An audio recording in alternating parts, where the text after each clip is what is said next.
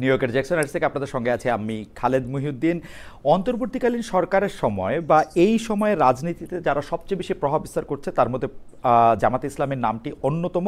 সেই জামাতে ইসলামী নির্বাচন নিয়ে কী ভাবছে, কী পদ্ধতিতে তারা নির্বাচন চাচ্ছে, ভবিষ্যতে রাজনীতি নিয়েই জামাতে ইসলামের ভাবনা কি, বর্তমানে রাজনীতিতে জামাত ইসলামীতে কোনো পরিবর্তন আসছে কিনা, এইসব নিয়ে কথা বলার জন্য আজ আমাদের সঙ্গে আসছেন জামাত ইসলামের নায়েবে আমির ডক্টর সৈয়দ আবদুল্লাহ মোহাম্মদ তাহের। জনাব মোহাম্মদ তাহের, আপনাকে আমাদের অনুষ্ঠানে স্বাগত জানাই। আপনি আপনার এই চরম ব্যস্ততার মধ্যে আমাদের সময় দিয়েছেন, সেজন্য আমাদের শুভেচ্ছা, কৃতজ্ঞতা এবং ধন্যবাদ জানাবেন।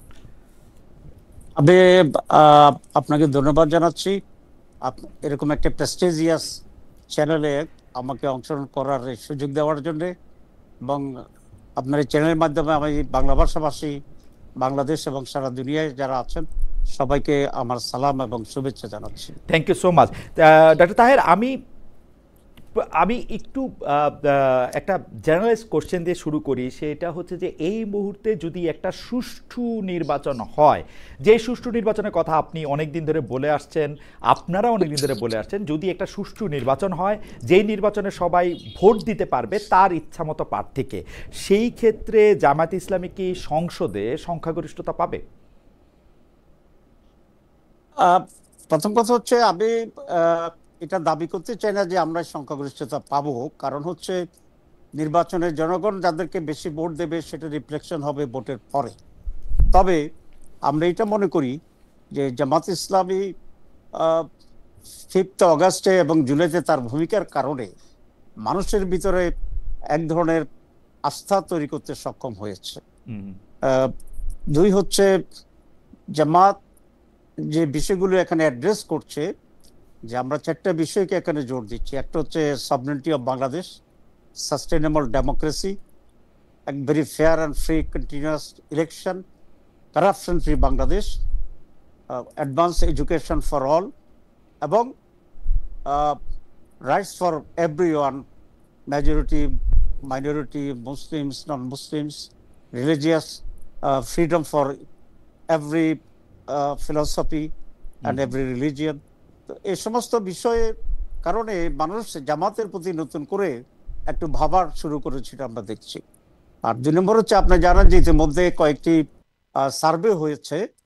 একটা সানেম নামে একটা প্রতিষ্ঠান করেছে, তারা প্রায় মাস 2 আগে বলেছিল যে বিএনপি ইজ 42%, জামাত ইজ 32%। কিন্তু 3 সপ্তাহ আগে ব্রাক ইউনিভার্সিটি থেকে একটা সার্ভে হয়েছিল, সেখানে তারা বিএনপিকে 12% দিয়েছে, জামাতকে 10.47% দিয়েছে। তো আমি এদের এটা মিন করতে পারছি যে difference between BNP and Jamaat is reducing day by day. আগে যেখানে 10% রিডিউস ডিফারেন্স ছিল, এখন এটা আপনি যদি ডবল করেন 12কে, এটা 24, আর জামাতকে এটা যদি আমরা 3% হয়ে আসছে। এবং যে 2টি প্রতিষ্ঠানের সার্ভের কথা আমি উল্লেখ করেছি, কোনো প্রতিষ্ঠানেই আইডিওলজিক্যালি জামাতকে ফেভার করে না। আমি মনে করি তারা সঠিক তথ্য এখানে দিয়েছে। আপনি কি মনে করেন হচ্ছে,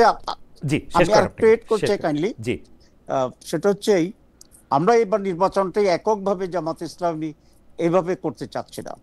আমরা চাচ্ছি যারা জুলাইয়ের চেতনাকে ধারণ করে, যারা একটা করাপশন ফ্রি বাংলাদেশ গড়তে চায়, এবং যারা মৌলিকভাবে বাংলাদেশের রাজনীতি এবং অর্থনীতিতে একটা নতুন যাত্রা করে নতুন বাংলাদেশ গড়ার স্বপ্ন দেখছে, তাদের সকলকে মিলেই আমরা একসাথে একটা নির্বাচন করার জন্য চেষ্টা করছি। এবং আমাদের সেই অ্যালির ভিতরে আমরা জোট বলবো না, আমরা আন্ডারস্ট্যান্ডিং বলবো। বাংলাদেশে যে মেজর যদি 10টা অর্গানাইজেশনকে আপনি বিবেচনা করেন যাদের পাবলিক স্টেক আছে এবং কোথায় কোথাও leadership is known to the people, strong leadership আছে, এর ভিতরে 10টা দল যদি আপনি বিবেচনা করেন, তাহলে এখন 8টি দলেই আমরা একসাথে কাজ করছি বিয়ন্ড বিএনপি। তো সেই জোটটা মিলে যদি আমরা অ্যাপ্রোচ করতে পারি এবং ইলেকশন ফেয়ার হয়, যেটা নিয়ে আমাদের শঙ্কা আছে, তাহলে is may not be very impossible but may not be very abnormal things that আমাদের এই জোট যদি শেষ পর্যন্ত সাস্টেইন করে, তাহলে এটা মেজরিটি পিপলস সাপোর্ট এনজয় করতে পারে। ওকে, এবার আমি কোশ্চেনে আসি। আপনার কাছে কি এইটা মনে হয় জামায়াতে ইসলামী বাংলাদেশের রাজনীতি শুরু করার পর এখন জামায়াতে ইসলামীর প্রতি মানুষের আস্থা বা সমর্থন, যেটা আপনি বললেন, সেটা সবচেয়ে বেশি আছে? আমি মনে করি অতীতের চেয়ে এখন সেটা বহুফোল্ড, অনেক গুণ বেশি আস্থা এবং সমর্থন আমরা দেখতে পাচ্ছি। আপনি যদি এটা মনে করেন, তাহলে আপনার সবচেয়ে বেশি নির্বাচনে যাওয়ার জন্য সবচেয়ে বেশি আকুলি বিকুলি বা আকুতি থাকার উচিত ছিল না? কিন্তু আমরা তো দেখতে পাচ্ছি জামায়াতে ইসলামী নির্বাচনে যাওয়ার ব্যাপারে, মানে যেটা হচ্ছে স্বাভাবিক ভোটিংয়ে স্বাভাবিক নির্বাচন, সেটাতে যাওয়ার ব্যাপারে জামায়াতে ইসলামী এর আগে ফেব্রুয়ারি মাসের কথা সবচেয়ে আগে বললো, এখন আবার হঠাৎ করে পিআরের কথা বলে, বিশেষ করে নিম্নকক্ষে পিআরের কথা বলে একটা জটিল মানে আমি কি বলবো, একটা জটিল শর্ত আরোপ করে নির্বাচনে অংশগ্রহণ করার ব্যাপারে তাদের অনীহা আমি দেখতে পাচ্ছি। না, নির্বাচনে অংশগ্রহণ করার ব্যাপারে আমাদের কোনো অনীহা নেই। আমরাই সবার আগে নির্বাচনে যাওয়ার জন্য প্রস্তুতি গ্রহণ করেছি এবং 300 আসনে আমরাই সর্বপ্রথম প্রাথমিকভাবে আমাদের ক্যান্ডিডেট সিলেক্ট করেছি এবং আমরা সেই প্রচারণা চালাচ্ছি। কিন্তু জামাত ইসলামী যেটা চায় সেটা হচ্ছে নির্বাচন নয়, একটি সঠিক নির্বাচন, শুধু জেনেতন একটি নির্বাচন নয়, একটি ফেয়ার, ফ্রি, পার্টিসিপেটরি এবং সকল মানুষ যাতে উৎসব করে ভোট দিতে আসে এরকম একটা নিরাপত্তার ভিতরে, স্বস্তির ভিতরে যে নির্বাচনটি হবে, যেখানে আপনি যেটা উল্লেখ করেছেন যে যার ভোট ইচ্ছা মতো করে সে দিতে পারবে, জামাত এরকম একটি নির্বাচন চাচ্ছে এবং সেটা ফেব্রুয়ারিতে চাচ্ছে। এখানে আমাদের আপনার কাছে সংশয়টা কোথায় যে যেনতন ভাবে নির্বাচন হবে? আমাদের সংশয়টা খুব স্পষ্ট। এক নম্বর হচ্ছে বাংলাদেশের ল অ্যান্ড অর্ডার সিচুয়েশন এখন পর্যন্ত সে পর্যায়ে সরকারের নিয়ন্ত্রণে নাই যেটা দিয়ে গভর্নমেন্ট একটা সুষ্ঠু নির্বাচন করতে পারে। সেকেন্ড, যারা মেন স্টেক হোল্ডার যারা আছে এখন, বেসিক্যালি যে মেজর দুইটা পার্টি আপনারা জানেন, সেখানে গত 1 বছরে আমি বলি একটি পার্টির যে বিহেভিয়ার সারা দেশে বিভিন্ন দখলের ব্যাপারে, চাঁদাবাজির ব্যাপারে তাদের লোকেরা একেবারেই নিয়ন্ত্রণহীন আছে। এখন গতকাল রাত্রেও আপনার একটা পরিবহনের রুমে, পরিবহনের একটা অফিসের ভিতরে সামান্য সিগারেট খাওয়াকে নিয়ে কেন্দ্র করে যে হুলস্থুল হয়েছে এবং পরে শুনেছি 14 না 16 কোটি টাকা, 16 লক্ষ টাকা কিন্তু ছিনতাই হয়ে গেছে। তো এই পরিস্থিতিতে গভর্নমেন্টের যে স্ট্রং স্ট্যান্ড নেওয়ার কথা ছিল সেটি কিন্তু সেখানে আমরা দেখতে পাচ্ছি না। 2 নম্বর হচ্ছে আপনার সুষ্ঠু নির্বাচনের জন্য সকল পলিটিক্যাল স্টেককে নিয়ে নির্বাচনটা কিভাবে সঠিক হতে পারে, আমরা চিফ অ্যাডভাইজারকে বলেছিলাম যে আপনি সকলকে নিয়ে বসেন নির্বাচন কিভাবে হবে।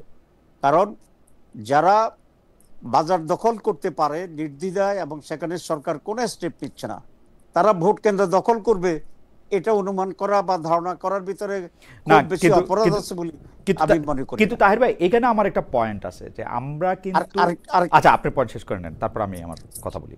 আরেকটু হচ্ছে আপনি দেখবেন যে কতগুলো ব্যক্তির যে সমস্ত উক্তি আমরা দেখতে পাচ্ছি যে জামাত ইসলামী পার্লামেন্টকে ভোট দিয়ে বাড়ি পর্যন্ত অক্ষত আসতে পারবে না।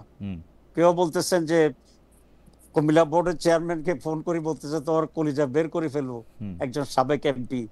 তো এ ধরনের আচরণ তো ওই দলটি, আমি এটা মনে করি না যে তাদের নেতৃত্ব এটা চায়, কিন্তু তারা তো তাদের লোকদেরকে কন্ট্রোল করতে পারছে না, এটা তো আমাদের কাছে খুব স্পষ্ট। তো সেই কারণেই আমরা সন্দেহ করছি গভর্নমেন্টও সেখানে কোনো স্ট্যান্ড নিতে পারে নাই। ধরেন যেতে মুক্তির কথা বলেছি, government did not take any step like that. তো এই সব মিলেই আমাদের কাছে এই আশঙ্কা তৈরি হচ্ছে। আমি একটা কথা বলি তাহির ভাই, আমরা যখন এইটা বুঝতে পারছি যে আমাদের নির্বাচিত সরকার ক্ষমতায় থাকা অবস্থা, অর্থাৎ প্রধানমন্ত্রী ক্ষমতায় থাকা অবস্থায় আসলে নির্বাচন দিলে সেই নির্বাচন আর সুষ্ঠু হবে না, কারণ সরকার প্রধানের সাথে যেই জিনিসগুলি কামস উইথ দ্য প্যাকেজ, ওরা আসলে নির্বাচনের সাংঘাতিকভাবে প্রভাবিত করে। তো প্রথম সম্ভবত জামাত ইসলামের কাছ থেকে একটা নির্দলীয় নিরপেক্ষ তত্ত্বাবধায়ক সরকারের ধারণা আসলো, যে এইখান থেকে বলা হলো যে আমরা একটা তত্ত্বাবধায়ক সরকারের জায়গায় থাকি। তখন আমরা দেখলাম যে সরকারই আসলে ক্ষমতায় থাকুক না কেন, সে যদি সরকার থেকে সরে যায়, অন্য কেউ যদি জাস্ট চেয়ারটাতে বসে, তখনই নির্বাচনের চেহারা পাল্টে যায়। এখন কিন্তু কিন্তু আপনি কোনোভাবেই বলতে পারবেন না যে ডক্টর মোহাম্মদ ইউনূস বিএনপির লোক বা ডক্টর মোহাম্মদ ইউনূস আওয়ামী লীগের লোক বা জাতীয় পার্টির লোক বা জামাত ইসলামের লোক। সেই ডক্টর মোহাম্মদ ইউনূসের সরকার যখন আসে, এইটা তো 100% সত্যি কথা যে সরকার আর কোনো একটা দলকে ব্যাক করবে না। আমরা এটাই চাইতেছিলাম যে সরকার তার নিজস্ব দলকে ব্যাক না করুক, যদি না ডক্টর মোহাম্মদ ইউনূস শেষ মুহূর্তে এনসিপিকে ব্যাক করতে চান, সেটাও আমার মনে হয় না যে সেটা হইতেছে। তাহলে সেই ক্ষেত্রে এর চেয়ে ভালো মানে আদর্শ নির্বাচনী সময় আপনারা আর কোথায় পাবেন? আমার মনে হয় এইটা দুষ্ট লোকেরা বলে যেহেতু জামাতে ইসলামী হিসাব নিকাশ করে দেখছে, কারণ জামাতে ইসলামী হচ্ছে খুবই সুশৃঙ্খল, এবং এটা বল যে তারা দেখছে যে তারা 151 সিট নিজেরা পাইতে পারবে না, সেই জন্য তারা যতটা সময় পারে ইলেকশনকে ডিলে করতে চায়। না, এই ডিলের ভিতরে জামাত ইসলামী সুবিধা কি করতে পারবে? বরং জনগণকে যদি বিভ্রান্ত হয়, আমি মনে করি জামাত সেখানে তার স্ট্যান্ডিং লস করবে। আমাদের জন্য this is very high time. আর জনগণ তো বিভ্রান্ত হচ্ছে, জনগণ বিভ্রান্ত হচ্ছে। আপনারা পিআর এর কথা বলতেছেন, যেখানে এই পিআরটার জায়গা আপনিও জানেন, আমি জার্মানিতে থাইকা আসছি, জার্মানিতে পিআর সিস্টেমে এটা আছে, এবং এটা how difficult is it to implement. এটা আসলে ইমপ্লিমেন্টই করা সম্ভব না আসলে বাংলাদেশে, সত্যি কথা বলতে। কিন্তু আপনারা পিআর এর কথা বলেই যাচ্ছেন। না, আমরা দুইটা পয়েন্টস এখানে বলছি। এক নম্বর কথা হচ্ছে আমাদের জুলাইয়ের যে চেতনা ছিল সেটা কি ছিল? সেটা ছিল যে আমরা বাংলাদেশে অনেকগুলো ইম্পর্টেন্ট জায়গা আমরা রিফর্মস করব। 2 নম্বর হচ্ছে আমরা গুড গভর্নেন্সের জন্য কতিপয় অ্যারেঞ্জমেন্ট এবং আমরা স্ট্রাকচার তৈরি করব। 3 নম্বর হচ্ছে এখানে ফেয়ার ইলেকশনের জন্য ইলেকশন কমিশনে কিছু পরিবর্তন আনা দরকার। এখন আমরা রিফর্মস কমিশন যেটা হয়েছে ডক্টর ইউনূস করেছেন, আই রিয়েলি অ্যাপ্রিসিয়েট হিম, এবং আমরা দীর্ঘ সময় ব্যয় করে অনেকগুলা বিষয় একমত হয়ে জুলাই চার্টার আমরা করেছি। কিন্তু আনফর্চুনেটলি জুলাই চার্টারকে চূড়ান্ত রূপ না দিয়েই ইলেকশন ঘোষণা করে দিয়েছেন ডক্টর ইউনূস। এখানে উনি একটা টেকনিক্যাল ভুল করে ফেলেছেন, কারণ এই ফেব্রুয়ারির ঘোষণাটা উনি অক্টোবরেও দিতে পারতেন। ফাইনাল ইলেকশন ডেট এখানে কথা না, কিন্তু কৌশলগতভাবে উনি কোনো কিছুকেই অর্জন না করে এটা দেওয়ার কারণে যারা জুলাই সনদ চাচ্ছে না তারা একটা সুবিধা পেয়ে গেছে ডিলে করার প্রসেসে যাওয়ার জন্য। তো তাহলে যদি জুলাই সনদও যদি এখানে আপনার বাস্তবায়িত না হয়, তাহলে যেন আগের মতো যদি ইলেকশন হয়, তাহলে 3টা সেশনে যেরকম কালচার ছিল সে কালচারে তো কোনো পরিবর্তন হচ্ছে না। আমরা এখানে আশঙ্কা করছি, আমরা খুব স্ট্রেট বলেছি। প্রথম আমি জুলাই সনদের কথা বলি। জুলাই সনদের ব্যাপারে এটা ঐকমত্যের জায়গাটাকে অবশ্যই ইমপ্লিমেন্ট করা দরকার, আইনি ভিত্তি দেওয়া দরকার, এবং এর ভিত্তিতে নির্বাচন করতে হবে। এই ব্যাপারে আমাদের 1-2টি দল বিএনপি সহ ছাড়া আর সকলে আমরা একমত আছি। আপনাকে আমি আর একটা কথা বলি, যে আমি প্রায় বলি যে ইমানের 3 অংশ। একটা হচ্ছে মুখে উচ্চারণ করা, হৃদয়ে ধারণ করা, বাস্তবে পূরণ করা। তো জুলাই সনদেরও কিন্তু 3 অংশ। এক হচ্ছে ঐক্যমত্যে পৌঁছা, এটাকে আইনি ভিত্তি দেওয়া, এবং এটার ভিত্তিতেই আগামী রাজনীতি এবং নির্বাচন করা। তো এটা তো আমরা ঐক্যমত্যে আসছি, কিন্তু এটা আইনি ভিত্তি দিচ্ছে না। এবং ডক্টর ইউনূস সিনসিয়ারলি হোক বা না বুঝে হোক, উনি যেভাবে কোনো কিছু অর্জন না করে ডেট দেওয়ার কারণে একটি বিশেষ দল এটা একটা সুযোগ হিসাবে নিচ্ছে যে তারা জুলাই সনদ মানবে না করে টাইম কিল করছে, এবং they are going for a favoured একটা ইলেকশনের দিকে তারা যাওয়ার চেষ্টা করছে। This is one. সেকেন্ড, আপনি যে পিআর এর কথা বলেছেন, পিআর বাংলাদেশের জন্য নতুন, কিন্তু এটা তো সারা দুনিয়ায় ইমপ্লিমেন্টেড হয়েছে। আমাদের পিআর চাওয়ার পেছনে একটা প্রধান কারণ হচ্ছে বিগত 54 বছরের ট্রেডিশনাল পদ্ধতিতে নির্বাচনের ব্যর্থতার কারণে। কারণ কোন ইলেকশনেই কেন্দ্র দখল ছাড়া হয়নি, কম আর বেশি। কোন ইলেকশনেই মানি ইনফ্লুয়েন্স ছাড়া হয়নি, কোন ইলেকশনেই মাসেল মানি এই দুটার কম্বিনেশন ছাড়া হয়নি। সুতরাং এই যে তাহির ভাই অনেকগুলি প্রশ্ন আপনাকে করতে হবে বলে, আচ্ছা আপনি যদি একটু শেষ করেন তাহলে আমি বলি। আপনি পিআরটা একটু শেষ করি। জি, সেটা হচ্ছে আমরা দিস ফার্স্ট রিজন যে মানুষের অভ্যাসের পরিবর্তন ঘটানো উচিত, রাজনীতিবিদদের, পলিটিশিয়ানদের এবং যারা ইলেকশন করবে তাদের। সুতরাং এই পদ্ধতিতে কেন্দ্র দখলের সুযোগ নেই। Number 1, it is all represented, পুরা ভোটের উপরে এটার একটা ম্যানেজেবল সেজন্য। কিন্তু আমার আরেকটি কথা হচ্ছে, এই PR is a new concept, for Bangladesh. তো এটা নিয়ে আলোচনা হওয়া উচিত।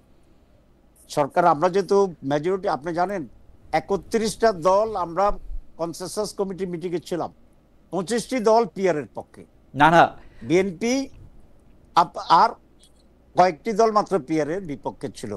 কিন্তু দুইটা একটা ডিফারেন্স হচ্ছে যে আপার হাউজে অধিকাংশ লোক পিআর চাচ্ছে আর আমরা ফুল পিআর চাচ্ছি। কিন্তু PR as a system and for a voting system 25টা দলেই একমত ছিল 31টার ভিতরে। না না, সেটা তো আপার হাউসটা মিলায়া, আপার হাউস মিলাইলে তো পিআর আমিও চাই, আপার হাউসে পিআর হওয়া।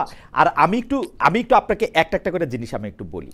আমি এটা বলেছি যে আপার হাউস যে আমরা 25টা দল চেয়েছি, জি কয়েকটি দল ফুল চেয়েছে আপার এন্ড লোয়ার না, কিন্তু লোয়ার হাউসে পিআর চাওয়া, লোয়ার হাউসে পিআর চাওয়া নিয়ে আমার আলাদা প্রশ্ন আছে। আমি একটা করে জিনিসগুলির মধ্যে আসি। আপনি যেগুলি বলছেন যে ধরেন জুলাই সনদের ভিত্তিতে নির্বাচন আর জুলাই সনদের ভিত্তি না রাখা নির্বাচনের মধ্যে তফাৎটা কি আসলে? নির্বাচনের ক্ষেত্রে অনেক কি বলেন তো? আমি অনেক বলেন। সেটা হচ্ছে জুলাই সনদের ভিতরে যে কতগুলো পয়েন্টস আমরা একমত হয়েছি, সেগুলার ভিত্তিতে নির্বাচন হলে বা গ্রহণযোগ্য হলে মানুষের সাইকোলজিতে প্রথম বিরাট একটা চেঞ্জ আসবে, নাম্বার 1। নাম্বার 2, সেখানে ইলেকশন প্রপার করার ব্যাপারেও কিছু সাজেশন আমাদের আছে, তো সেগুলো সেখানে ইমপ্লিমেন্টেড হবে। 3, যেগুলো আমরা এখানে একমত হয়েছি সে সমস্ত বিষয়গুলো যদি এখনই না হয়, যেই মেজরিটি পাবে তারা এটা করতে পারে, না করতে পারে। সুতরাং আমাদের জুলাই ত্যাগ যেমন ব্যর্থ হবে, আমাদের সনদ তৈরি করার জন্য যে এনার্জি। আচ্ছা, আমি একটু কাউন্টার করি। প্রথম কথা আপনি বললেন যে এটার মধ্যে একটা সাইকোলজিক্যাল মানে কোনো কিছু আছে যেটা আমরা ধৈর্য দেখতে পারবো, টেনজিবল কোনো পরিবর্তন, যে জুলাই সনদের ভিত্তিতে যদি জাতীয় সংসদ নির্বাচন হয়, আমি ভোটটা যেমনে দিব বা ব্যালট পেপার যেমনে ছাপা হবে সেটার সাথে বা যেমনে গণনা করা হবে সেটার সাথে কোনো তফাৎ আছে জুলাই সনদ ছাড়া যদি নির্বাচন হয়? না, গণনায় কোনো তফাৎ হবে না। কিন্তু আপনারা একটা সাইকোলজিক্যাল ওয়ারফেয়ারটা জিততে চাইতেছেন, আপনারা বুঝাইতে চাইতেছেন যে সরকারের না, নট অনলি সাইকোলজিক্যাল, কারণ ওইখানে যে পয়েন্টগুলো আছে এগুলো যখন অ্যাকসেপ্টেড হবে তখন জনগণ এর ভিত্তিতে তার মাইন্ড সেট করতে পারবে যে এভাবে একটি গভর্নমেন্ট হবে, এভাবে একটা ইলেকশন হবে, এবং এই পরিবর্তনকে সামনে রেখে সে কাকে প্রেফার করবে ভোট দেওয়ার জন্য, এটা তার মানসিক সিদ্ধান্ত নিতে সুবিধা হবে। সেইটা তো আর ইমপ্লিমেন্টেড হওয়ার আর অপেক্ষায় নাই। যখনই জুলাই সনদ বা জুলাই চার্টার, জুলাই ঘোষণা সেগুলি নিয়ে যখন আলোচনায় আসতেছে, সামনে আসতেছে, তখনই তো মানুষের মনে এগুলি আছে যে আমরা দুর্নীতি চাই না, আমরা ঘুষ চাই না, আমরা কেন্দ্র দখল চাই না, আমরা এগুলি চাই না। সেটা তো আর আপনি ইমপ্লিমেন্ট আর কেমনে করবেন? মানে আমার কাছে মনে হয় তাহের ভাই, আপনি তো আমার প্রায় শিক্ষক সমতুল্য, কিন্তু আমার কাছে মনে হচ্ছে যে ব্যাপারটা একাডেমিক, আপনারা তর্কটা একাডেমিক করতেছেন, যে একাডেমিক তর্কটা আসলে সারবত্তাহীন। দ্বিতীয় যে জিনিসটা আপনারা বলতেছেন যে পরের সরকার আইসা এটা করবে কিনা, পরের সরকারে তো আসবেন আপনি করবেন, এটা আপনি বলেন না। ঠিক আছে, আমি যদি হই আমি করব, কিন্তু আমি যদি তখনই করি তাহলে এখন আমি এগ্রি করতে ইমপ্লিমেন্ট করতে, আপনি তো এগ্রি করছেন, বিএনপিও তো মোর অর লেস 90% বিষয়ে, যেগুলি মূল বিষয় এগ্রি করছে তো 90% বিষয়। কিন্তু এখন আমি দেখছি এর জন্য আপনার এবং আমার শিক্ষক প্রফেসর আলী রিয়াজের বিরাট ভূমিকা আছে, আপনারা তাদেরকে এগ্রি করাইছেন। এই এগ্রি কিন্তু গত 30, 40, 50 বছর আমরা দেখি নাই। না, নো ডাউট। আমি তো আলী রিয়াজ সাহেবকে খুবই ধন্যবাদ জানাই, তার এত ধৈর্য, এত কথা শুনে এতদিনে অন্তত কিছু ইম্পর্টেন্ট জায়গায় আমরা ঐকমত্যে পৌঁছেছি। কিন্তু ঐকমত্যে পৌঁছানোটা একেবারে অর্থহীন হয়ে যাবে যদি এটার আইনি ভিত্তি এবং বাস্তবায়নের জন্য সেটাকে প্রিপেয়ার করা না হয়। যেমন আপনি বলেছেন, যেমন আপার হাউস, তো আপার হাউস যে আমরা যদি অ্যাকসেপ্ট করি পিআর সিস্টেমে, তাহলে এটাকে যদি আপনি আইনি ভিত্তি না দেন, তাহলে নেক্সট ইলেকশনটাতে আপার হাউস ভিত্তিতে ইলেকশন তো হবে না। নেক্সট ইলেকশন তো আপার হাউসে ইলেকশনই হইতেছে না। নেক্সট ইলেকশনে আরেকটা সরকার আসতেছে, যেই সরকার নির্বাচিত হইয়া আপার হাউসটা করতে হবে, আপার হাউসটা একটা বানাইতেও হবে। সেই আপার হাউসটা আপনি বানাবেন, মানে আমি লজিক মানে কি বলে এটাকে, যে আরে যে চেয়ার টেবিলগুলি তো কিনতে হবে আপনার, ওই চেয়ার টেবিলগুলিও তো আপার হাউসের জন্য একটা কিনতে হবে, একটা লোগো বানাইতে হবে, এগুলি অনেক কাজ তো, আপনি কইলি তো এখন আপার হাউসটা হবে না। না, এই কাজগুলোই গভর্নমেন্ট যদি সিনসিয়ার হয় তাহলে এটার ভিতরেই হবে। আমি আপনাকে কাউন্টার প্রশ্ন করি, যে জুলাই চার্টার ভিত্তিতে যদি ইলেকশনটা না হয়, তাহলে জুলাই চার্টারের এখানে অ্যাচিভমেন্টটা কি? যে পরে কেউ ওয়াদা করে ইচ্ছা করলে করবে, ইচ্ছা করলে করবে না, তাহলে what is the benefit the nation will achieve from all না these তার ভাই things. আমার কাছে কিন্তু মনে হয় যে নেশন বেনিফিটেড মেনি থিংস। নেশনের ক্ষেত্রে একটা সবচেয়ে বড় বেনিফিট হয়েছে নেশন এইটা বুঝাইতে পারছে টাইরান্ট হয়ে তুমি যত শক্তিশালী হোক, তোমার কাছে যত আর্মি নেভি এয়ারফোর্স যা ইচ্ছা তাই থাকুক, তুমি আসলে ক্ষমতায় চিরকাল থাকতে পারবে না। নেশন এইটা বুঝতে পারছে এবং প্রত্যেকটা পলিটিক্যাল পার্টি এইটা বুঝতে পারছে যে তারা যদি জোর করে ক্ষমতায় থাকে, মানুষের অধিকার না দেয়, তারা ক্ষমতা থাকতে পারবে না। এটা হচ্ছে নেশন অ্যাচিভমেন্ট। আমি এই জায়গার মধ্যে থেকে একটু আসি তার ভাই, আপনি মানে দেখেন জুলাই সনদের ভিত্তিতে নির্বাচন আর একটা সুষ্ঠু নির্বাচনকে আমি সাংঘর্ষিক মনে করি না। আমি মনে করি জুলাইয়ের চেতনার মধ্যে, স্পিরিটের মধ্যে এটা ক্রমাগত প্রক্রিয়া এবং এটার মধ্যে থেকে এটা অর্জনের পথেই আমরা আসি। আপনি যেটা বলতেছিলেন যে পিআর পদ্ধতির নির্বাচন ফুল, নিচের হাউসে পিআর পদ্ধতির নির্বাচনের সঙ্গে প্রেসিডেন্সিয়াল ইলেকশনের কোনো তফাৎ আসলে নাই। এই পদ্ধতিতে কেন্দ্র দখল হয় না, আপনি এটা বলতে পারেন। আমরা এরশাদ সাহেবের প্রেসিডেন্ট ইলেকশন দেখি নাই, আমরা জেনারেল জিয়াউর রহমানের সাহেবের প্রেসিডেন্ট ইলেকশন দেখি নাই, রাইট, আমি আপনার সাথে আমরা শেখ মুজিবুর রহমান সাহেবের প্রেসিডেন্ট ইলেকশন দেখি নাই। না, প্রেসিডেন্ট ইলেকশন হচ্ছে, কিন্তু PRA it is not just exactly as a presidential election. Absolutely exactly, বাকিটা পার্থক্য হচ্ছে একাডেমিক। না, পার্থক্য এই জন্য আছে যে সেখানে প্রেসিডেন্ট, এখানে যে সমস্ত স্টেক হোল্ডার আছে তারাও সেখানে থাকবে, কিন্তু স্পেসিফিক কেন্দ্র দখলের যে বিষয়টি আছে সেই জায়গাটা এখানে আমি মনে করি যে তাহের ভাই আপনি আপনার কর্মী, তাহের ভাই আপনি আপনার কর্মীরে 14 গ্রামে বলবেন যে তুই ওই কেন্দ্র পাহারা দে, সে দখল করবে না পিআর হইলে। আর আমি মনে করি অনেক কমে যাবে, যেহেতু একটু কমবে না তাহের ভাই, একটু কমবে না, কারণ আপনাকে প্রেসিডেন্ট বানানোর জন্য, আপনাকে প্রধানমন্ত্রী বানানোর জন্য উনি সেই কেন্দ্র দখল ওইভাবেই করবেন যেতটুকু উনি এমপি হওয়ার জন্য করতেন, আরো বেশি করে করবেন। লেট আস সি, তাহলে তো দেখা যায় ইলেকশনেই কোন পদ্ধতিতে আর আমি এই জন্যই বলতে চাইছিলাম, এইটা তো এরকম না, এরকম অ্যান্টিবায়োটিক না যে আপনি এটা সারবেই আপনি নিশ্চিত করে জানেন। তো আপনি কেন এইটার দিকে আপনি যাইতেছেন? আপনি প্রেসিডেন্ট হন, প্রেসিডেন্ট হয়ে আপনি চেঞ্জ করেন যা যা কিছু চেঞ্জ করার।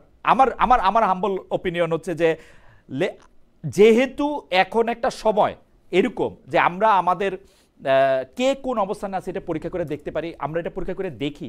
যত সময় যাইতেছে তত কি এটা আরো ডিফিকাল্ট হইতেছে না সবকিছু মিলে, আইন শৃঙ্খলা? না, সবকিছু মিলে এই জন্য আমরা তো বলেছি আমাদের ফেব্রুয়ারি ইলেকশন যেটা, এটা আমরা চাচ্ছি, কারণ ফেব্রুয়ারি ইলেকশন না হলে দেশ নানাভাবেই আরো জটিলতার দিকে চলে যেতে পারে। কিন্তু তার আগে আমরা যেটা বলেছি, একটা ফেয়ার ইলেকশনের জন্য যে লেভেল ফিল্ড দরকার সেটা এস্টাবলিশ করতে হবে, যেটা এই সরকার ইতিমধ্যেই 2-3টা বিষয়ে তাদের যে উদ্যোগ নিয়েছে সেখানে তো এটা ব্যর্থ ঘটিয়েছে বলে আমি মনে করি। যেমন আপনার ফেব্রুয়ারির যে ইলেকশন ডেটটা, এই ডেটটা উনি একটি দলের সাথে লন্ডন গিয়ে যৌথভাবে ঘোষণা করার এটা কোনো সঠিক পদ্ধতি ছিল না। এর দ্বারা এটা একটা খুবই মানে দৃষ্টিকটু এবং খারাপ জিনিস হয়েছে, এটা আমি আই মাস্ট অ্যাডমিট। আচ্ছা, দিস ইজ ওয়ান। সেকেন্ড হচ্ছে দেখেন 5th অগাস্টে আমরা একটা ন্যাশনাল সেলিব্রেশন ছিল আমাদের, যেদিন স্বৈরাচার পালিয়ে গেছে সেদিন, কিন্তু সেদিনেই মাত্র কয়েক ঘন্টা পরে রাতের বেলায় উনি টেলিভিশন ভাষণ দিয়া সেখানে নির্বাচনের মাস ডেট ঘোষণা করলেন। এখানে তো মানুষের মধ্যে একটা কনফিউশন তৈরি হয়েছে যে একই দিনে দুটা জাতীয় প্রোগ্রামে ওই দিনে কেন করতে হলো। তাহলে মনে হলো যে এখানে কোনো একটা প্রেশার আছে, কোনো কম্পালশন আছে, কোনো ইন্ডিকেশন আছে, কিন্তু he did not disclose it and he did not make it very clear. আমি চেষ্টা করছিলাম এটা শুনতে।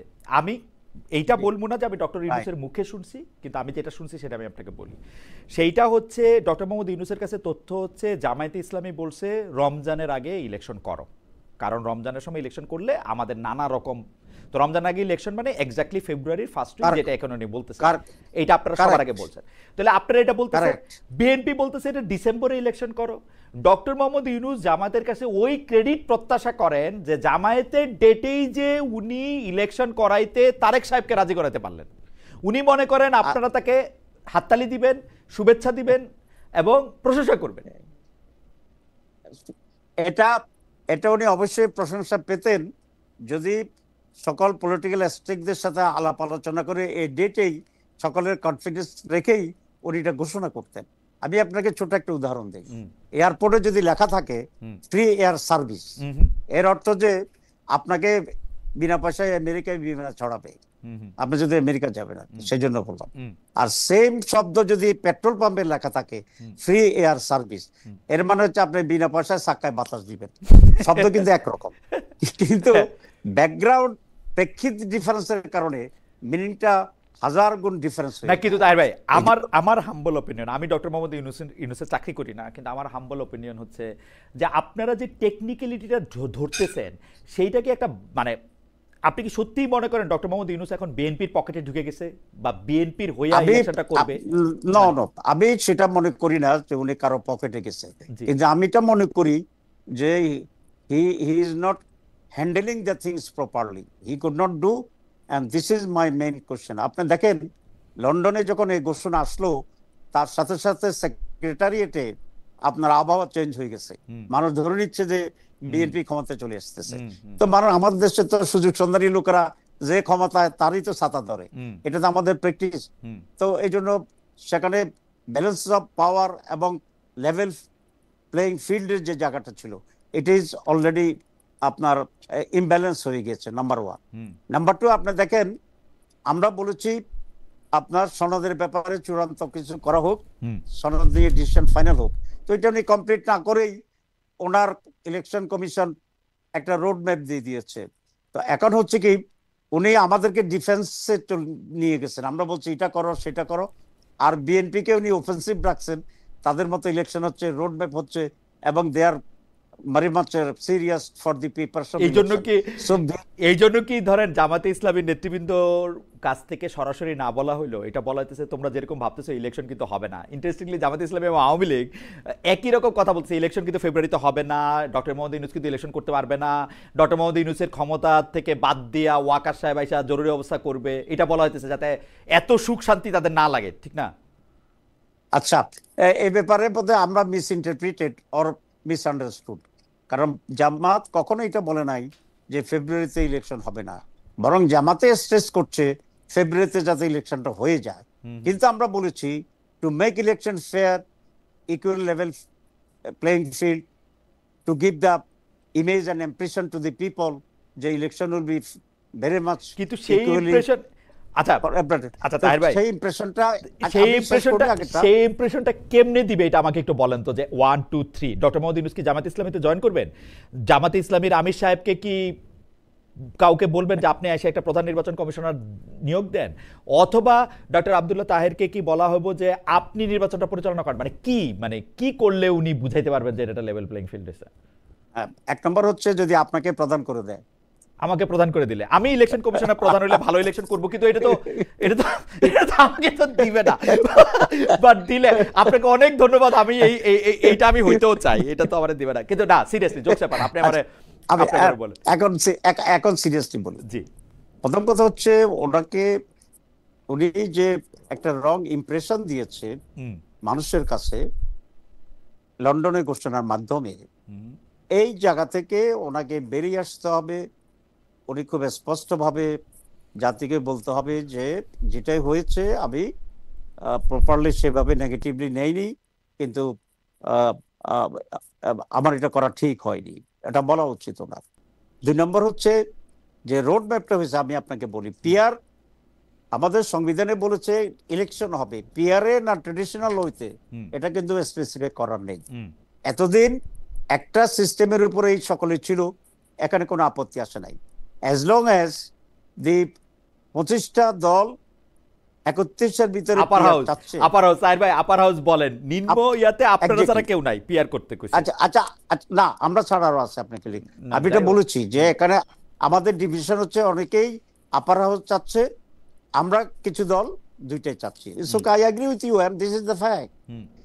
এখন আপার হাউসে যদি আপনি পিআর করতে হয়, পিআর বাই দি ভোটার্স, তাহলে এই সিস্টেমটা কিভাবে ইলেকশন কমিশন এন্ডোর্স করবে বা অ্যাডপ্ট করবে, এটা তো ইটস এ ডিসকাশন আমরা যারা চাচ্ছি। তা আমাদের মেজরিটি দলের যে একটা প্রপোজাল আপনি অ্যাকসেপ্ট করেন বা আপনি রিজেক্ট করেন, এ নিয়ে তো আলোচনা করে একটা কিছু কনক্লুশনে আসতে হবে। Before coming to any conclusion আপনি ট্রেডিশনাল ওয়েতে আপনি আগে যাবেন এবং বলবেন যে এটা করতে পারবেন না, এটা হচ্ছে আপনার লেভেল প্লেইং ফিল্ড এখনো নষ্ট করা হয়েছে, and it goes in favor of BNP. সুতরাং আমি ওইটাই বলতে চাচ্ছি যে ওনাদের activities showing that they are very much inclined to one particular party. আমি এটা বলবো না যে পকেটে চলে গেছে না হাতের মুঠে চলে গেছে, এটা আপনার ভাষা যেটাই হোক, এটা আমি বলতে চাই না, বাট আমি এটা বলতে চাই their behavior indicates something wrong which should not be. Okay, doctor Taher, আমি জিনিসটাকে যেরকম দেখি যে ডক্টর মোহাম্মদ ইউনূস তার বিভিন্ন বক্তব্যের মধ্যে আমি যে অ্যানালাইসিস করি সেটার মধ্যে উনি দেখতে চেয়েছেন যে আসলে কনক্লুশনে আসা ওনার পক্ষে সম্ভব না, উনি একটা প্রসেসের মধ্যে দিয়ে আসেন, সেই প্রসেসের মধ্যে দিয়ে আগাইতেছেন। এখন এই প্রসেসটার বেনিফিট কোনো না কোনোভাবে যদি আসলে বিএনপির পকেটে যায়, তাহলে অন্য দলগুলির আসলে ইচ্ছা হবে সেটা পলিটিক্যালি কাউন্টার করা, অবাস্তব কোনো কিছু বলে যেটা আসলে হবে না, যেমন নিম্ন কক্ষে পিআর এইবার হবে না। তাহের ভাই, আমি আপনাকে বলতেছি, আপনি যদি নিম্নকক্ষে পিআর দিয়ে ইলেকশন করতে চান, আমি বলতেছি এটা আগামী 2.5 বছর আপনি করতে পারবেন না। এখন আমার ইন্টারপ্রিটেশন কি, আপনি আসলে 2.5 বছর নির্বাচন চান না, অ্যাজ সিম্পল অ্যাজ দ্যাট।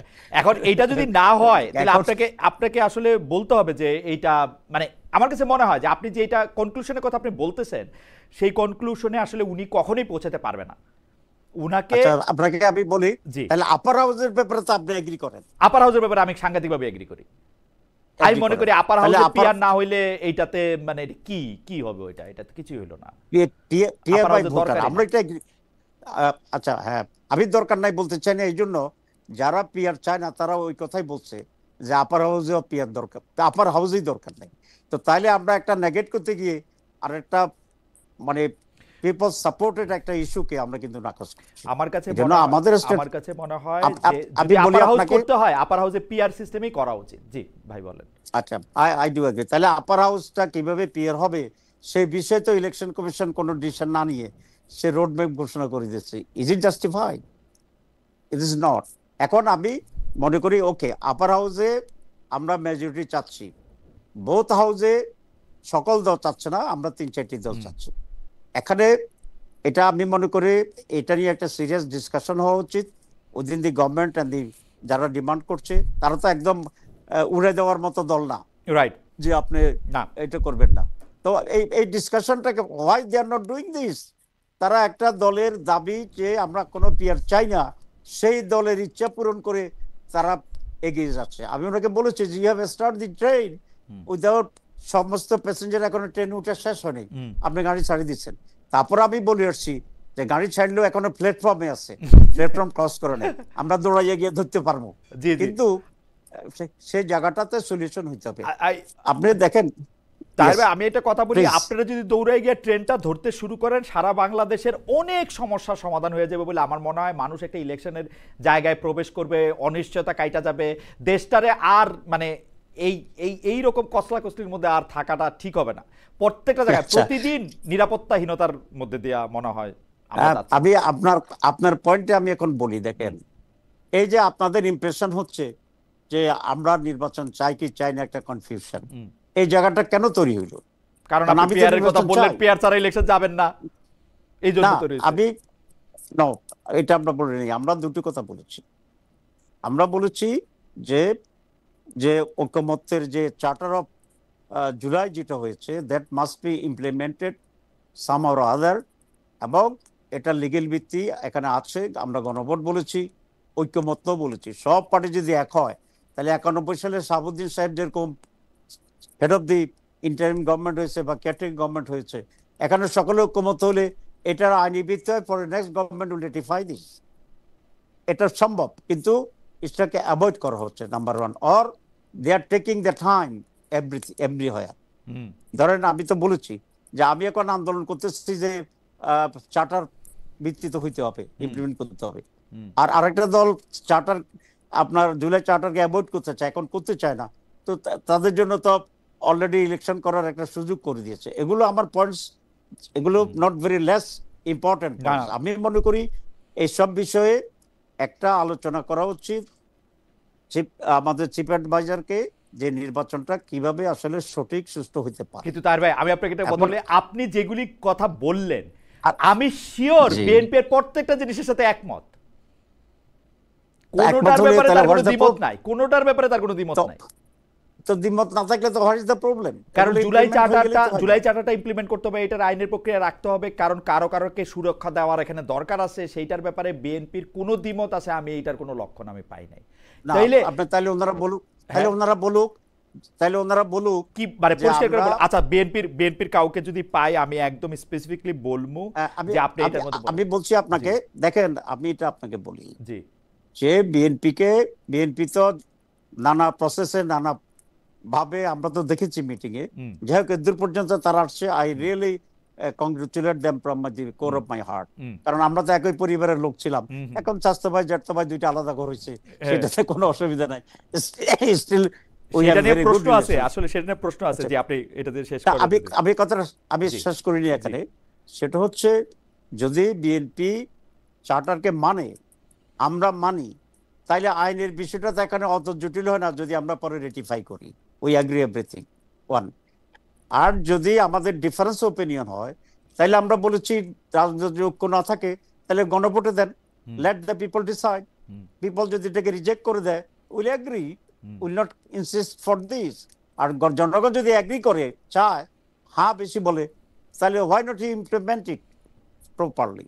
এবং অনেকে আমাকে এটা বলে, আপনার একটা প্রশ্নের জবাব অ্যাডভান্স দিয়ে দিই, সে গণভোট করা এত অল্প সম্ভব কিনা। Yes, I talk to the many lawyers, অ্যাটর্নিস, তারা বলেছে 1 month to 1.5 months is possible। তাহলে তো একটা বিরাট সলিউশন হয়ে যায়। তার ভাই আমি খালি আমার 2 সেন্টস বা 2 পয়সা দিয়া রাখি। প্রথম কথা হইল বিএনপি এইটা মানবে না, এইটা আমি স্পষ্ট করে, বিএনপি নানা রকম ডাইনবামের কথাবার্তা বলে কিন্তু মানবে না এটা একবারও স্পষ্ট করে বলে না, কারণ আমি বারবার শুনতেছিলাম ওরা মানবে না, ওই জায়গাটার মধ্যে নাই, ওরা মানবেই। আর আপনি যেটা গণভোটের কথা বলতেছেন, আমার কাছে তো মনে হয় ইলেকশনটা সবচেয়ে বড় গণভোট হইতে পারে। আপনি আসতেছেন, আপনি এই প্রস্তাবগুলি আপনি ইমপ্লিমেন্ট করবেন, বিএনপি এগুলির ব্যাপারে তালিবালি করে, তাহলে আপনার ভোট দিবে, আপনার প্রধানমন্ত্রী বানাবে, প্রেসিডেন্ট বানাবে, সহজ। এর জন্য আবার আরেকটা করে গণভোট কেন করতে হবে, এটা আমি দিয়ে রাখলাম। আমি এটা নিয়ে আসলে আমার প্রশ্ন না, আমার প্রশ্নের জায়গায় আমার যাইতে হবে। আরেকটা কথা আমি আপনার জিজ্ঞেস করে রাখি, সেটা হচ্ছে যে লন্ডন ঘোষণারে আপনারা কেউ, বা লন্ডনে থেকে তারেক সাহেবের সাথে দেখা করাটাকে ডক্টর মোহাম্মদ ইউনূস পরে আইসা এটার আবার একটা যৌথ বিবৃতির নামে একটা জিনিসটা করাকে আপনি পছন্দ করেন। সর্বপ্রথম আপনি বলছেন, তারপরে আমিরে জামাত বিভিন্ন সময় বিভিন্ন কথা বলছে, কিন্তু আমি তো দেখি ডক্টর মোহাম্মদ ইউনূস অ্যাবসলিউটলি জামাতে ইসলামের পদাঙ্ক অনুসরণ করে। ডক্টর মোহাম্মদ আব্দুল্লাহ তাহের এবং ডক্টর শফিকুর রহমান তারেক সাহেবের সঙ্গে তার বাসায় দেখা করে আসছেন, বেগম খালেদা জিয়া সহ। ডক্টর মোহাম্মদ ইউনূস মনে করছেন এটা একটা ভালো কাজ, সওয়াবের কাজ, উনিও করছেন।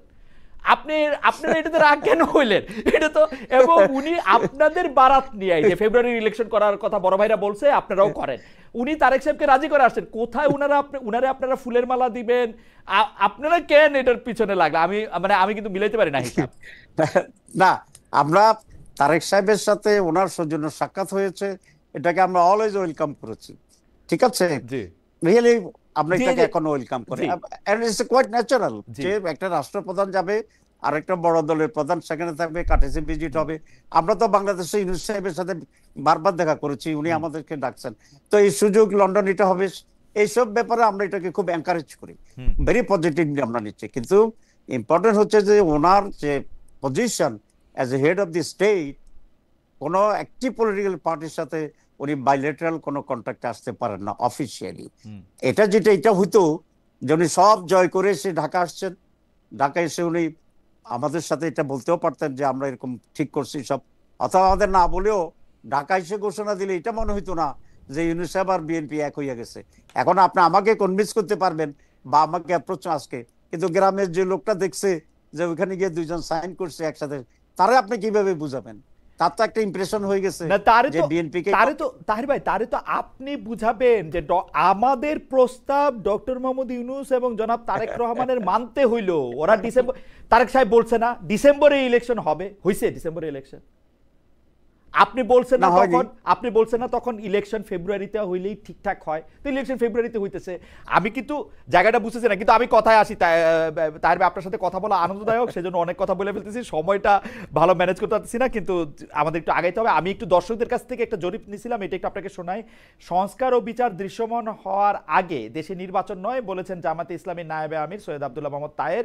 প্রিয় দর্শক, এই মন্তব্য সমর্থন করেন কিনা? শতকরা 70% দর্শক বা যিনি ভোট দিয়েছেন তারা এটা সমর্থন করেছেন, শতকরা 30% এটা সমর্থন করেন নাই, 35,000 দর্শক ভোট দিয়েছেন।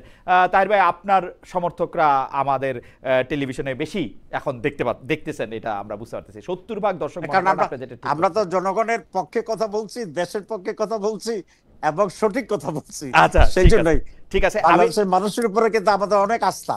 ওকে, আমরা কতগুলি কুইক প্রশ্ন করতে চাই যে এই কথা ঠিক হিস্টোরিক্যালি জিয়াউর রহমানই জামাত ইসলামীকে বাংলাদেশে রাজনীতি করার সুযোগ করে দেন, পরবর্তীতে বিএনপি নেতা খালেদা জিয়া নেতৃত্বে সরকারে জামাতের দুইজন শীর্ষ নেতা মন্ত্রী হয়েছিলেন। আমরা দেখেছি বিভিন্ন সময় 15 বছরে আওয়ামী লীগের বিভিন্ন কর্মকাণ্ডে যেখানে আপনারা নিপীড়িত নির্যাতিত হয়েছেন, বিএনপি কিন্তু বা বেগম খালেদা জিয়া কিন্তু আপনাদের পক্ষেই কথা বলতে চেয়েছেন বা যতটুকু পেরেছেন করেছেন, কিন্তু আপনারা এখন মানে বেশিরভাগ সময় বিএনপির নিন্দামন্দ করেন। কোনো সময় আমরা দেখি যে সেই নিন্দামন্দের ভাষা খুব সাংঘাতিক রকমের আক্রমণাত্মক হয়। আমরা দেখেছি যে একজন, শুধু বিএনপির প্রতি না, এখন একটা ডাকসু ইলেকশন হইতেছে, সেই ডাকসু ইলেকশনে যে ছাত্র প্রতিনিধি দাঁড়িয়েছেন তারে আক্রমণ করে ভাষা, বিশেষ করে অনলাইনে, সেইটা অত্যন্ত মারাত্মক। এইটা কি মনে হয় তাহের ভাই আপনারা ডেলিবারেটলি বিএনপির এগেনস্টে ঘৃণা ছড়াইতেছেন বা বিএনপিকে একটা দল হিসেবে দেখাতে চাইতেছেন, যেটা আপনারাই প্রথম বলছেন যে আমরা আরেকটা জালিমের কাছে যাইতে চাই না? এইটা কি পলিটিক্যালি মানে এটা কি ঠিক হইতেছে কিনা বিষয়টা? আমি একেবারেই ঠিক হচ্ছে না, একেবারেই নিন্দনীয়। আমরা কখনো এটাকে এনকারেজ করি না। এটা আমাদের লোকেরা বলুক বা বিএনপি বলুক, এখানে ভাষার সৌন্দর্য মাধুর্য রেখে কেউ কারো পজিটিভ ক্রিয়েট করতে পারে। আমি ব্যক্তিগতভাবে এবং দলীয়ভাবে এটা সাংঘাতিক, এটার বিরুদ্ধে। এটা হতে পারে না। এক, 2 নম্বর হচ্ছে আপনি যেটা বলেছেন জিয়াউর রহমান সাহেব পিপিআর যেটা করেছিল, পলিটিক্যাল পার্টি রেগুলেশন, তার ভিত্তিতে আওয়ামী লীগকে উনি এখানে কাজ করার সুযোগ দিয়েছেন, আমাদেরকে দিয়েছেন, কারণ আওয়ামী লীগ বাকশাল থেকে অঞ্চল করেছিল। আসলে রাজনৈতিক অ্যালায়েন্সটা পারস্পরিক স্বার্থে হয়। জামাতের স্বার্থেই এটা বিএনপি করছে না, বিএনপির স্বার্থে জামাত করছে না। আমরা যখন পড়ি যে দুইটা দলের মিউচুয়ালি ইন্টারেস্টেড হয়, যে ধরেন জিয়াউর রহমানের যে গণভোট হয়েছিল, সেখানে তো ওনার কোনো দল ছিল না, প্রেসিডেন্ট হিসেবে হানা ভোট যেটা ছিল, সেখানে কিন্তু বিএনপি ছিল না, আমরাই ছিলাম এজ এ পার্টি। আমরা কিন্তু ওনার ইলেকশনটা পার্টি হিসেবেও আমরা পার্টিসিপেট করেছিলাম। বিএনপি তো হচ্ছে তারা অনেক পরে। তো সুতরাং, এবং উনি প্রেসিডেন্ট হওয়ার পরে ওভারঅল বাংলাদেশের মাল্টি পার্টি সিস্টেম উনি এস্টাবলিশ করেছেন, এবং সেই সুযোগে আমরা অ্যাপ্লাই করেছি, we got it. BNP Awami League apply করেছে, Awami League got it. So it is overall it's a very good contribution to the nation, and consequently we are benefited, আমরা বেনিফিট ছিলাম।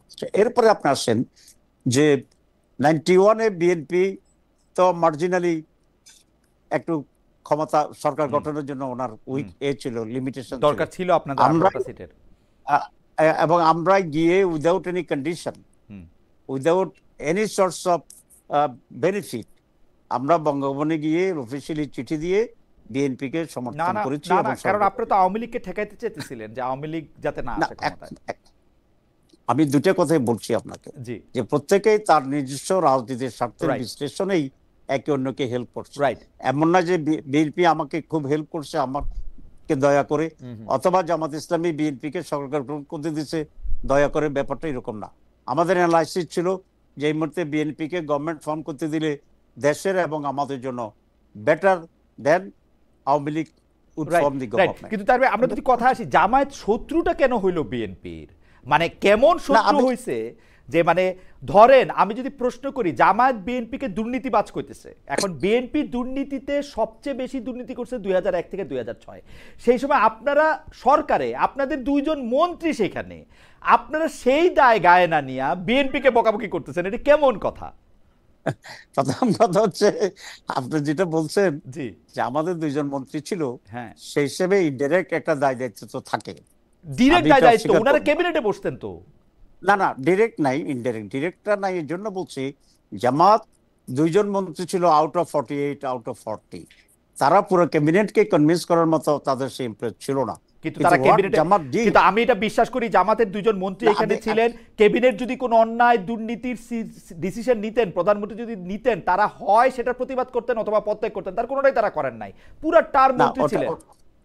না, ওটা করেন নাই একটি কারণে আমরা ডিসকাস করছি, তাহলে গভর্নমেন্ট ডিস্টেবিলাইজ হয়ে যাবে এবং দেশের ইমান জন্য বড় একটা না ক্ষতি গভর্নমেন্ট হবে। বড় তাহের ভাই? না, আপনি যদি দুইটাই তখন একসাথে। পদত্যাগ করতেন, গভর্নমেন্ট ডিস্টাবলিশ তো হইছে না, গভর্নমেন্ট রাখতে পারছেন আপনি 15 না, বছর রাখতে পারি পারেন নাই, নাই। পারি নাই, কিন্তু আমাদের কনসিডারেশন ছিল তাই, এবং এটা আপনার সমালোচনা করতে পারেন যে আপনি এই কনসিডারেশন না করে আপনি স্ট্রেট কাট একটা বিদ্রোহ করে দিতেন। আমি এটা নিয়ে বিতর্ক করতে চাই না, কুড বি, বাট কিন্তু আমাদের কনসিডারেশন ছিল যে আমরা গভর্নমেন্টকে ডিস্টেবিলাইজ করা এবং নিজেদেরকে যে কোনো ধরনের দুর্নীতি থেকে নিজেদেরকে রক্ষা করা, এবং ওনাদের দুইজনের দুর্নীতি মুক্ত এই অবস্থানটা for 5 years as a member of the ministry জামাতকে তো অনেক হাইটে নিয়ে গেছে, এবং ইট এস্টাবলিশড যে জামাত যে আমার আশেপাশে সব দুর্নীতি করছে, শুধু আমি দুর্নীতি করি নাই, এটা হইল তাহের ভাই? না, অ্যাটলিস্ট আমি করি না এই কারণে বাগের দিকে থামানোর মতো আমার সেই শক্তি বা সামর্থ্য আমি ছিল না। শেষ মুহূর্ত পর্যন্ত লয়াল থেকে গেলাম একজন দুর্নীতিগ্রস্তের ক্ষেত্রে, আপনার কথা মতো, কিন্তু আমি দুর্নীতি করি না। এই পয়েন্ট আমি পাবো, আজকে পাবো না হাসরের ময়দানে পাবো, কোথাও পাবো এই পয়েন্ট? আপনার, আমি বলেছি আপনি সমালোচনা করতে পারেন, কিন্তু আমাদের কনসিডারেশনটা ছিল এভাবে positive for the interest of the nation. Okay, আমরা তাহলে এই জায়গাটা যদি এখন বলতেন যে জামাতে ইসলামী এখন বিএনপিকে যে তার পলিটিক্যাল, কি বলবো, যে একদমই সাংঘাতিকভাবে পলিটিক্যাল শত্রু হিসেবে পাইতেছে, রাজনৈতিক শত্রু হিসেবে পাইতেছে, এটার কারণটা কি আসলে? না, আসলে আমরা বিএনপিকে কখনো রাজনৈতিক শত্রু মনে করি না। আমরা মনে করি বাংলাদেশের বর্তমান রাজনীতিতে কারো কোনো শত্রু এখানে নাই, এক অন্যের প্রতিদ্বন্দ্বী হতে পারে, প্রতিযোগী হতে পারে, এবং সেটা উইথ গুড আন্ডারস্ট্যান্ডিং হতে পারে। আমি তো এই জন্য বলেছি, আমি পার্সোনালি নিশ্চয় আপনি ফলো করেন আমার বক্তৃতা, জি আমি একদম 100%। কয়েকটি বক্তৃতা এটা বলেছে যে ইন্টার পার্টি ডায়লগ হওয়া দরকার। ইন্টার পার্টি ডায়লগ মানে বিএনপি করবে, জামাত করবে, এবং আমি আজকে আপনার মাধ্যমে বলছি ইন্টার পার্টি ডায়লগ দরকার। এখন জামাত যদি এটা কল করে তাহলে বিএনপি আসবে কিনা আই ডাউট, কারণ তারা মনে করবে যে আমি বড় দল। কিন্তু বিএনপি যদি ডাউট থাকলে দাওয়াত তো দিতেই হবে না? হ্যাঁ, বিএনপি দাওয়াত দিতে হবে, এটা ঠিক, কিন্তু আপনাদের দাওয়াতও তো আপনারা দেন, তো সেটা আমরা দিতে পারি কিনা, আমরা দিলে যদি বিএনপি না আসে তাহলে এই ডায়লগটা প্রথমেই কিছুটা হোঁচট খেয়ে যাবে। এই জন্য অন্য সব পার্টি মিলে why not let us see and sit together, এই যে কতগুলো জায়গায় এখনো সলভ হয়নি, কনক্লুশন হয়নি, এগুলো নিয়ে আলাপ আলোচনা করে তো আমরা একটা কনজেনিয়াল অ্যাটমসফিয়ার করতে চাই। ওকে, নম্বর আপনি যেটা বলেছেন আমি আবার রিপিট করি, জি জি, যে জামাত কখনোই বিএনপির শত্রু নয়। আমি এটাও মনে করি বিএনপিও জামাতকে শত্রু মনে করে না। অ্যাজ লং অ্যাজ আমরা নির্বাচনে এখন প্রতিদ্বন্দ্বী অবস্থায় দাঁড়িয়েছি, সেটাও আমি মনে করি যে একটা সুস্থ নির্বাচন, একটা সুস্থ এনভায়রনমেন্টের জন্য উই ক্যান টক, একটা আলাদা ইলেকশন করে। তো সেই উদ্যোগটা নাইদার গভর্নমেন্ট নিচ্ছে নর দি বিএনপির পক্ষ থেকে। আর বিএনপি যদি এশিওর করে যে জামাত ডাকলেও আমরা সকলে বসবো, আমরা আগামীকালে ডাকবো, আমাদের কোনো আপত্তি নেই। কিন্তু আমরা ডাকার পরে যদি বিএনপি না আসে তাহলে এনভায়রনমেন্টটা কোনো খুব ইমপ্রুভ করবে না। আমার ধারণা এটা আমার ধারণা যে আপনাদের মধ্যে থেকে একটা আসলে সবাইকে দেখাই একটা বৈঠক হবে, এবং বাংলাদেশের রাজনীতিতে অনেক কিছুই আসলে অনেক সমস্যার সমাধানই সেই সময় এটা হয়ে যাবে, এটা আমার পায়াস উইশ। তবে আমাদের একজন দর্শক মোহাম্মদ জসিমউদ্দিন, উনি বলছেন যে খালেদ মহিউদ্দিন ভাই, আপনার ঈমান কতটুকু আছে আপনি কি তা জানেন? চলেন তো বামপন্থীদের সঙ্গে। আচ্ছা, আমার কিছু বলা না, আমি অন্য জায়গায় আসি।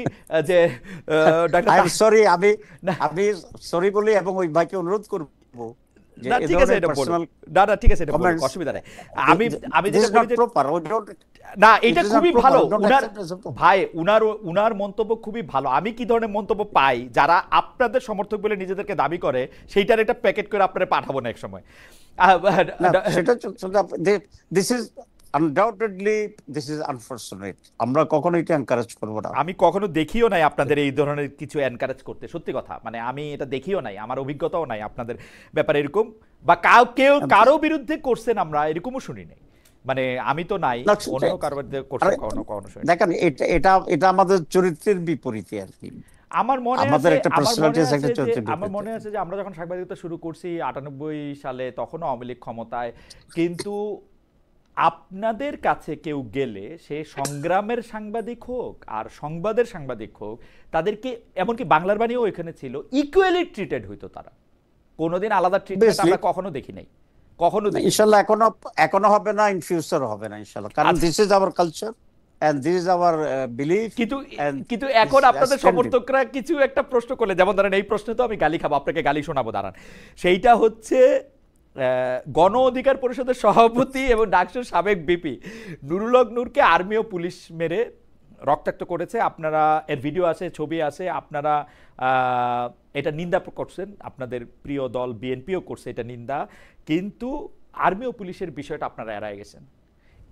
আমি দেখতেও গিয়েছি, আপনি থেকে দেখতে গেছেন, কিন্তু আর্মি আর পুলিশ যেটা করছে এইটা আপনারা বলেন নাই। এটা কি একটা সিলেক্টিভ ডিসিশন, যে মানে একটা আছে না যে আমার ইচ্ছা করে ডিসিশন যে আমি এটার কথা বলবো না, নাকি এটা আপনাদের মনে হয় নাই যে না আমরা আইন শৃঙ্খলা বাহিনীর কথা উল্লেখ করেছি, কোনো স্পেসিফিক কাউকে দায়ী না করে। This is one. আমরা কিন্তু বলেছি আইন শৃঙ্খলা বাহিনীর এরকম নির্মম নির্যাতন সব আমরা বলেছি। আর্মির কথা আপনারা বলেন নাই, মানে আর্মিটাকে আপনারা ইচ্ছা করে না বাদ দিলেন? না, আমরা এটা মনে করি যে army as well as an institute এখানে ইনভলভ কিনা, দায়ী করা উচিত কিনা সেই ব্যাপারে, এবং এটা প্রপার কিনা সেই ব্যাপারে আমরা কিছুটা ভেবেছি এটা আরো মোর ইনভেস্টিগেশন দরকার। কিন্তু যারা এখানে ইনভলভ ছিল তাদের বিষয়টা আমরা কন্ডেম করেছি, either the army or the police, what ever. আচ্ছা, জাতীয় পার্টি নিষিদ্ধ হইলে ভোটার হিসাবে ভোটের হিসাবে আপনাদের সুবিধা হবে, পিআর থাকলে তো জাতীয় পার্টি মাঝখান দিয়ে বেশ কিছু ভোট পেয়ে যেতে পারে, এইটার কারণে আপনারা জাতীয় পার্টিকে নিষিদ্ধ করতে বলতেছেন। কারণ জামায়াতে ইসলামী এমনকি আওয়ামী লীগের নিষিদ্ধের পক্ষেও ছিল না। জামায়াতে ইসলামীর আমির পরে যদিও এই কথাটা নানা রকম ব্যাখ্যা হয়েছে, কিন্তু তিনি কিন্তু বলছেন যে আমরা প্রতিহিংসা রাজনীতি করি না, কে কোনটা কি নিষিদ্ধ করবে সেটা দিয়ে আমাদের হবে না। কিন্তু এইবার আপনারা খুব জোরে সোরে জাতীয় পার্টিকে নিষিদ্ধ করতে, এটা একটা দাবির মধ্যে আসছে। এটার কারণ কি? মানে আপনারা নিজেদের উপর আস্থা কমে গেছে নাকি, সেটা একটু যদি বলেন। জি না, আমরা আস্থা আমাদের কমে নাই আলহামদুলিল্লাহ, এবং আমাদের ডে বাই ডে আস্থা বাড়ছে পিপলস এর ব্যাপারে, এবং রেসপন্স দেখছি আমরা। কিন্তু আমরা যেটা বলেছি যে আওয়ামী লীগের অ্যাক্টিভিটিস নিষিদ্ধের ব্যাপারে যে আন্দোলন করেছিল হাসনাত এবং এনসিপি উদ্যোগ নিয়েছিল, সেখানে তো জামাত পার্টিসিপেট করেছে, আমাদের ছাত্র পার্টিসিপেট করেছে, এক্সেপ্ট বিএনপি পার্টিসিপেট করে নাই। সুতরাং আমরা একটা অংশগ্রহণ করেছি। আমরা সে কথাই বলেছি, যেহেতু জাতীয় পার্টি কারণে আওয়ামী লীগ 15 বছর টিকে থাকার জন্য একটা খুঁটি পাইছে, 2 আওয়ামী লীগের সহযোগী হিসেবে তারা কাজ করেছে। সুতরাং আওয়ামী লীগ 14 দল, জাতীয় পার্টি, তারা অলমোস্ট ইন ইকুয়াল লাইন। সেজন্য আমরা বলছি 2 নম্বর হচ্ছে জাতীয় পার্টি যখন তৎপরতা শুরু করলো, দেখেন আমরা জাতীয় পার্টির কোথাও কারো ব্যাপারে কিন্তু আমরা কিছু বলি না, কিন্তু যখনই তারা তৎপরতা শুরু করলো এখানে ভায়োলেন্স হওয়া শুরু করেছে। সুতরাং তাদের ইনভলভমেন্টটা দেশে এক ধরনের আইন শৃঙ্খলা পরিস্থিতি অবনতি ঘটাচ্ছে। জাতীয় পার্টি একটা ডেড হর্স, এবং নানা কারণে জাতীয় পার্টিকে আপনারা মানে এত রেলেভেন্স কি দেওয়ার দরকার আছে? আমি তো এটা বুঝলাম না, মানে নিষিদ্ধ কইরা এটা কইরা আওয়ামী লীগের সাথে এক কাতারে নিয়া। আমরা এখানে সাইজ, ভলিউম, স্ট্রেংথ এটা কিন্তু ডিসিশনের ভিত্তি নয়, এটা ডিসিশনের ভিত্তি হচ্ছে প্রিন্সিপাল ডিসিশন। প্রিন্সিপালটা কি? যে স্বৈরাচার এখানে কোনো কনসিডারেশন পাবে না, ফেসিবাদ পাবে না, এবং যারা ফেসিবাদ এবং স্বৈরাচার তৈরি করার জন্য সহযোগিতা করেছে তাদের ফেটে তো সেম অথবা সিমিলার হইতে হবে। এটা principal issue. This is not the giving the more importance or counting their volume or their position in the country. This is not like that. This is not like that. এইটা আপনারা হঠাৎ করে মনে হলো, মানে এই 2-1 মাসের মধ্যে মনে হলো? না, 2-1 মাসের ভিতরে মনে হয়নি। আমরা যে এবার জুলাই আপনার ডিক্লারেশন যেটা ছিল, সেই ডিক্লারেশনে যে আওয়ামী লীগকে নিষিদ্ধ করা বা কার্যকর কাজ থেকে বিরত রাখার যে ঘোষণাটা আসছে, আমরা সেখানেও প্রস্তাবে 14 দল এবং জাতীয় পার্টির নাম উল্লেখ করেছিলাম। কিন্তু আনফরচুনেটলি এই গভর্নমেন্ট ফাইনালি যেটা করেছে সেখানে জাতীয় পার্টি আর 14 দলকে উল্লেখ করে নাই, শুধু আওয়ামী লীগ করছে। আমাদের প্রপোজাল তখনও ছিল। এখন Jamaat Islami as a very responsible, systematic, Democratic এবং ডিসিপ্লিন পার্টি, আমরা আমাদের অনেক সময় ওপিনিয়ন সঠিকভাবে দেই, কিন্তু ভায়োলেন্স হওয়া বা এটার জন্য পদ্ধতিগতভাবে আমাদের ভিতরে একটু ডিফারেন্স তো থাকতে পারে অন্যদের সাথে। কিন্তু যেহেতু নূরকে মারার পরে আমরা দেখলাম যে তারা একটা বিরাট সমস্যা সৃষ্টি করার জন্য করছে, এবং আমি একটা শেষ করি, এবং তাদেরকে কেউ পাপেট হিসাবে এখানে ইউজ করতেছে বাই দেয়ার ওন, তারা আসলে নরমাল পলিটিক্যাল অ্যাক্টিভিটিস এর ভিতরে নেই। তখন আমরা মনে করছি যে it should not be here. আমার কাছে মনে হয় যে কতগুলি জিনিসের আসলে আমাদের রাজনীতিতে জবাব পাওয়া প্রয়োজন। যেমন সরকারের কাছে দাবি করা, যেমন হাসনাত আবদুল্লাহর নেতৃত্বে যমুনা ঘেরাও করা হয়েছিল আওয়ামী লীগকে নিষিদ্ধ করার দাবিতে। সরকার প্রধান তারপর একটা সিদ্ধান্ত নিয়েছেন যে আওয়ামী লীগের কার্যক্রম নিষিদ্ধ থাকবে। সেই একই জিনিস নূর সাহেবও করতে পারতেন, কিন্তু কেন তিনি জাতীয় পার্টি অফিস ঘেরাও করতে গেলেন, কেনই বা তাকে এইভাবে করে মারা হইলো, এই পুরাটা ব্যাপার কিন্তু রহস্যময়। এবং অনেকেই বলে থাকেন এই রহস্যের চাবিকাঠি আছে হচ্ছে জামাত ইসলামীর কাছে। জামাত ইসলামী জানে যে আসলে কি হইতেছে।